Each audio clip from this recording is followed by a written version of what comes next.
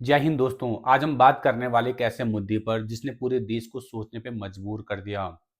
हाल ही में चीन ने कहा कि वो संयुक्त राष्ट्र की सुरक्षा परिषद में भारत की स्थायी सदस्य की मांग का सम्मान करता है। क्या यह सच में समर्थन है या फिर कूटनीति की एक चाल? क्या चीन सच में भारत को आगे बढ़ता दिखना चाहता है या इसके पीछे कोई छुपी हुई रणनीति है? आखिर इस बयान के मायने क्या है? दोस्ती का संकेत या सियासी खेल? चलिए आज के इस वीडियो में हम समझने की कोशिश करते हैं। भारत और चीन दो प्राचीन सभ्यताएं, दो उभरती हुई ताकतें और आने वाले कल की महाशक्ति हैं। लेकिन इन दोनों के रिश्तों की कहानी कुछ सीधी नहीं है। सीमा पर तनाव भी है और तनाव के बीच कूटनीति के दरवाजे बंद नहीं हुए। बीते वर्षों में रिश्तों में अक्सर कुछ कड़वाहट देखने को मिली। फिर भी हाल के दिनों में चीन के सुर कुछ बदलते नजर आ रहे हैं। भारत और चीन के रिश्ते डोकलाम और गलवान की घटना के बाद जैसे पूरी तरीके से बदल गए थे। सीमा पर लगातार तनाव बढ़ता चला गया। हालात इतने बिगड़ गए थे कि रिश्तों को पटरी पे लाना लगभग नामुमकिन सा लग रहा था। लेकिन वक्त के साथ साथ तस्वीर थोड़ा बदलने लगी। बातचीत फिर से शुरू हुआ और रिश्ते सामान्य हो गए। लेकिन दिलचस्प बात यह है कि इस बदलाव में अमेरिका की नीतियों की सबसे बड़ी भूमिका रही। अगर अमेरिकी राष्ट्रपति डोनाल्ड ट्रंप चीन पर सख्त टैरिफ न लगाते और वैश्विक व्यापार की नई दिशा में न धकेलते तो शायद भारत और चीन के बीच रणनीतिक समीकरण इतने तेजी से नहीं बदलते। ये कह सकते हैं कि वैश्विक दबावों और बदलते आर्थिक हालात ने दोनों देशों को एहसास करा दिया कि टकराव से ज्यादा फायदा सहयोग में छिपा है। हाल ही में चीन का एक बयान फिर से सुर्खियों में है। चीन ने कहा कि वो यूएन के सिक्योरिटी काउंसिल में भारत की अस्थायी सदस्य की मांग का सम्मान करता है। क्या वैश्विक दबाव, भारत की बदलती अर्थव्यवस्था और क्षेत्रीय समीकरण चीन को अपनी रणनीति बदलने पर मजबूर कर रहा है? ये एक संतुलित बयान है जिसे समर्थन का संकेत तो है, लेकिन पूर्ण समर्थन अभी भी नहीं। यही है आज की सबसे दिलचस्प बहस। भारत पिछले कई दशकों से इस परिषद में स्थायी सदस्य बनने की मांग कर रहा है। भारत का तर्क साफ है कि भारत दुनिया की सबसे बड़ी आबादी है, सबसे बड़ा लोकतंत्र और तेजी से बढ़ती हुई अर्थव्यवस्था है।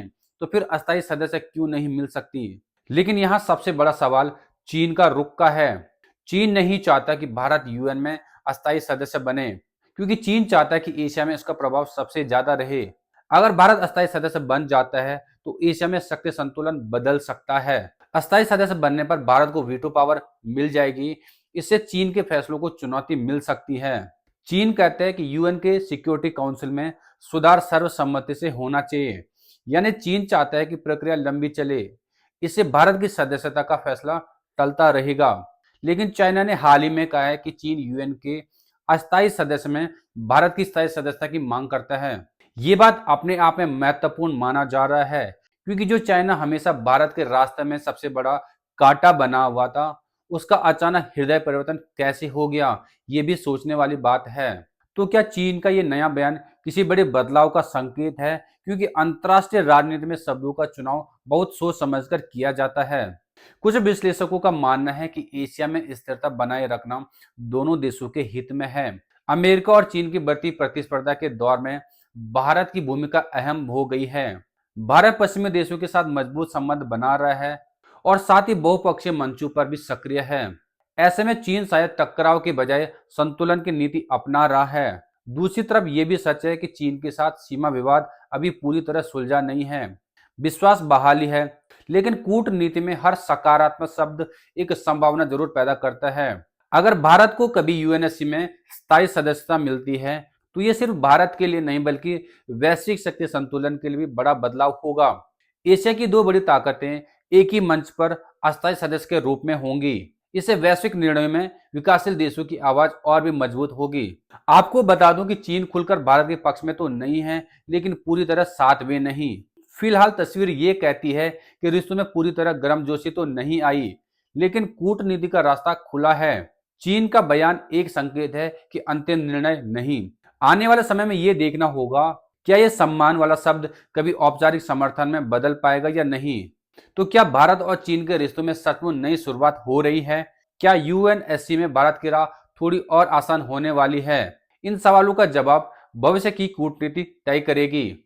चीन का यह सीधा समर्थन तो नहीं है, लेकिन कूटनीति भाषा में इसे महत्वपूर्ण संकेत माना जा रहा है। आप इस मुद्दे पे क्या सोचते हैं? क्या चीन का यह बयान वास्तविकता बदल सकता है या सिर्फ रणनीतिक कदम है? अपनी राय कमेंट में जरूर देना। वीडियो पसंद आई तो लाइक, शेयर, सब्सक्राइब जरूर करना। मिलते हैं दूसरी वीडियो में, तब तक के लिए धन्यवाद। जय हिंद।